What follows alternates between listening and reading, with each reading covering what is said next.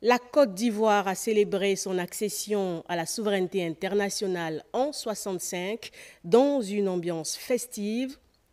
Au boulevard Reine, Pokou de Bouaké, Brice Clotaire Oligui Nguema, qui a répondu à l'invitation de son homologue, le président ivoirien Alassane Dramane Ouattara, a assisté au défilé grandeur nature devant un peuple en effervescence. Le point avec la presse présidentielle.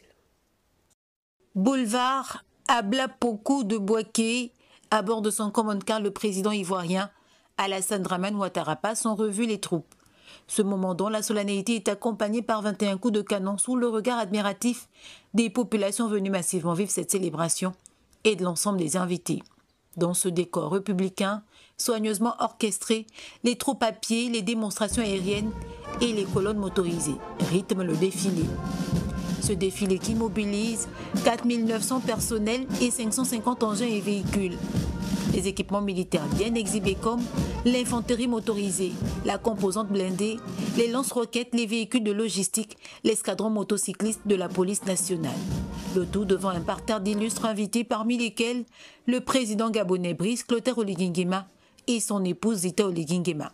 Cette célébration ivoirienne 2025 des 65 ans d'indépendance a mis en exergue une armée modernisée et dotée d'équipements de nouvelle génération, des moyens feu et d'observation pour faire face au terrorisme, aux nouvelles menaces et à toutes les formes de criminalité dans un contexte de réévaluation du budget de défense militaire porté à plus de 18% pour l'année 2025.